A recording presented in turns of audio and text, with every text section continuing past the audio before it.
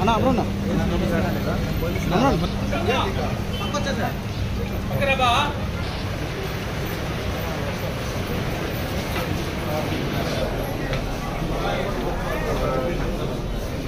Sir తీసుకుని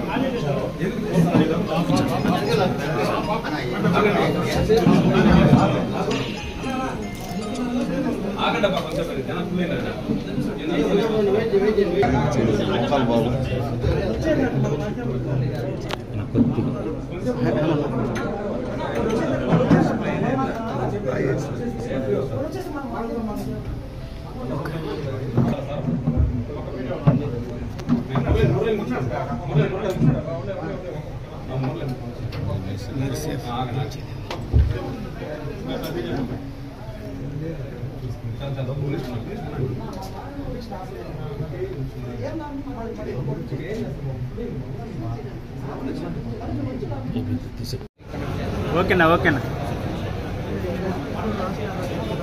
ఓకేనా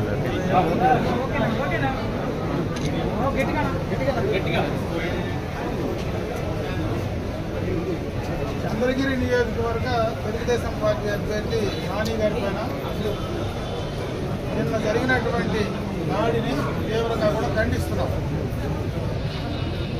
ఇది ప్రజాస్వామ్యంలో కరెక్ట్ అయినటువంటి పద్ధతి కాదు. రాష్ట్ర వ్యాప్తంగా జగన్మోహన్ రెడ్డి ప్రభుత్వానికి ఆ నాయకులకు ఈ ఎన్నికల్లో ఓడిపోతామనేటువంటి భయం క్లియర్ కట్గా నిన్న జరిగినటువంటి సంఘటనను ఒకసారి చూస్తే మనకు అర్థమవుతుంది. మన ప్రాంతంలో ఎప్పుడు కూడా ఇటువంటి రాజకీయాలు లేవు. అందున ఇక్కడ ముఖ్యంగా చంద్రగిరి కానీ తిరుపతిలో కానీ ప్రశాంతంగా ఉండేటువంటి ప్రాంతం ఇక్కడ ఫ్రాక్షన్ రాజకీయాలలాగా తీసుకొచ్చేటువంటి పరిస్థితి ఈరోజు వైఎస్ఆర్ ప్రభుత్వం నడుస్తాం.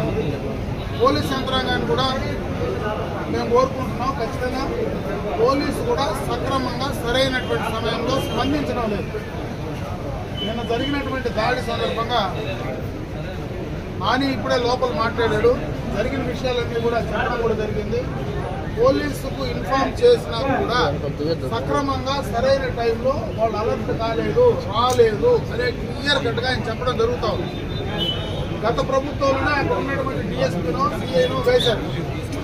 వాళ్ళు పూర్తిగా ఎన్నికలు నిష్పక్షపాతంగా జరపడంలో కానీ, అదేవిధంగా అక్కడ ఏనాటి అల్లర్లు కూడా జరగకుండా శాంతియుతంగా ఎన్నికల ప్రక్రియ అయిపోయిన తర్వాత ఈ రకమైనటువంటి పందా జరగడం అనేది నిజంగా రాష్ట్ర ప్రజలందరూ కూడా గమనిస్తూ ఉన్నారు. ఇక్కడే కాదు, నిన్న అన్ని నియోజకవర్గాల్లోనూ ఇదే రకమైనటువంటి పందా. పలమనేరు నియోజకవర్గంలో అయితే రాత్రి ఎన్నికలైన తర్వాత కొడితే ఇప్పుడు ప్రయా హాస్పిటల్లో ఇంటెన్సివ్ కేర్లో తీసుకొచ్చి పెట్టారు. అంటే ఒకటి కాదు, అన్ని నియోజకవర్గాల్లో పొంగనూరులో చూస్తే అక్కడ ఒక రకం, తిరుపతిలో చంద్రగిరిలో చూస్తే ఇక్కడ ఒక రకం, ప్రశాంతంగా ఉండే కుప్పం పలమనేరులో కూడా ఇటువంటి రాజకీయాలు తీసుకొస్తూ ఉంటే జగన్మోహన్ రెడ్డి విధానాలు, ఆ యొక్క పార్టీకి సంబంధించినటువంటి నాయకులు ఏ రకమైనటువంటి ఆలోచన ధోరణి ఉందో మరి అర్థం చేసుకోవాల్సినటువంటి పరిస్థితి ఉంది. దీన్ని పూర్తిగా కూడా ఖండిస్తున్నాం. మేము మళ్ళీ కూడా పోలీసు ఎవరైతే తెలుగుదేశం పార్టీ నాయకులు ఉన్నారో వాళ్ళందరినీ తీసుకొచ్చి ముందస్తుగా బైండ్ ఓవర్ చేసి స్టేషన్లో కూర్చోబెడుతున్నారు. ఎందుకు కూర్చోబెడుతున్నారో అర్థం కావడం లేదు. అంటే ఒక భయానకమైనటువంటి వాతావరణాన్ని ఎన్నికలు అయిపోయిన తర్వాత కూడా సృష్టించేటువంటి ప్రయత్నం చేస్తూ ఉంటే ఎక్కడికి వెళ్తున్నారని అడుగుతూ ఉన్నారు. ఎవరి నాయకుల్ని మీరు ఇబ్బంది పెట్టద్దండి. మేము ఎవరం కూడా ఎప్పుడు ఎన్నికల్లో హింసకు తావు లేకుండా చేసినటువంటి సందర్భం ఉంది. ఈరోజు మా నాయకులందరినీ తీసుకెళ్లి మీరు స్టేషన్లో పెట్టి బెదిరించే కార్యక్రమం చేస్తే ఎంత మాత్రం సభకు అడుగుతా ఉన్నా. అదేవిధంగా ఈరోజు వైఎస్ఆర్ కాంగ్రెస్ పార్టీ నాయకులు మొత్తం కూడా దాడికి పాల్పడినటువంటి వాళ్ళు, దాన్ని వెనక ఉండేవాళ్ళు, వాళ్ళందరినీ కూడా ఇమ్మీడియట్గా అరెస్ట్ చేయండి. ఆ ఇద్దరు ముగ్గురిని తీసుకొచ్చి లోపల పెట్టడం కాదు, నిజంగా ఆ దాడికి వెనక ఎవరైతే మొత్తం చేశారో దాన్ని ఇమీడియట్గా కంట్రోల్ చేస్తే కానీ ఇవన్నీ కూడా బయటకు రావు. ఒక జడ్పీటీసీ సభ్యుడు భర్త కూడా డైరెక్ట్గా, ఒక ప్రజాప్రతినిధి భర్త, ఒక సర్పంచ్ ఆ రకంగా ఇదే దాడిలో పాల్పంచుకొని డైరెక్ట్గా నేరుగా వచ్చి సోడా పుట్టిన బీర్ సీసాలతో వేయడం, సమిట్లు తీసుకొచ్చి కొట్టడం, మారణాయుధాలు తీసుకొచ్చి ఒక అభ్యర్థిని చంపే ప్రయత్నం చేస్తే ఎంతకంటే దారుణం ఉంటుందో. అది కూడా స్ట్రాంగ్ ముందర మహిళా యూనివర్సిటీలో పట్టణ నడిగుడ్డులో ఇటువంటి సంఘటన చేస్తే మరి ఏం మెసేజ్ ఈ ప్రాంతానికి ఇస్తున్నది అర్థం చేసుకోవాలా. దీనికి మొత్తం కూడా యంత్రాంగం ఇమీడియట్గా అప్రమత్తం కావాలా. ఇమీడియట్గా అటువంటి సంఘ వ్యతిరేక విద్రోహులను ఇమీడియట్గా అరెస్ట్ చేసి వాళ్ళని లోపల పెట్టాలి. అంతేగాని తెలుగుదేశం పార్టీకి సంబంధించినటువంటి వీళ్ళని తీసుకెళ్లి లోపల పెట్టే పరిస్థితి ఏందని ఈరోజు మేము ప్రశ్నిస్తున్నాం. ఖచ్చితంగా ఈ దాడిని ఖండిస్తున్నాం. మీరు ఎప్పటికైనా పోలీస్ యంత్రాంగం, అధికార యంత్రాంగం ఇమీడియట్గా దాన్ని కంట్రోల్ చేసేటువంటి ప్రయత్నం చేయకపోతే తప్పకుండా తెలుగుదేశం పార్టీ శ్రేణులు బయటకు వచ్చి రోడ్లపైకి వచ్చి నిరసన చేస్తారు. మరి దాన్ని ప్రతిఘటించేదానికి అందరూ కూడా సిద్ధంగా ఉన్నారు. ఎవరు భయపడేటువంటి పరిస్థితి లేదు. ఏదో చంపేస్తామనో లేదంటే ఏదో చంపే ప్రయత్నం చేస్తానో అంటే ఇంట్లో కూర్చునే పరిస్థితి అయితే లేదు. ఖచ్చితంగా దీనికి ఫలితం, పర్యవసానం అనుభవించక తప్పదని చెప్పి ఈ సందర్భంగా తెలియజేస్తారు. ఎట్లా కంట్రోల్ చేయాలని వాళ్ళు చేయాల్సినటువంటి పనిని వాళ్ళు దాడి పొంది దాడి చేయమని ప్రోత్సహించినట్టుందే కానీ ఇది దాడిని కంట్రోల్ చేసేటువంటి పరిస్థితి పోలీసు యంత్రాంగంలో లేదనేది క్లియర్ కట్ గా ఈ ఇన్సిడెంట్ చూస్తే రాజన్న పేషెంట్ రెమటన్స్ గారు లోపలికి రండి. రాజన్న పేషెంట్ రెమటన్స్ గారు లోపలికి రండి.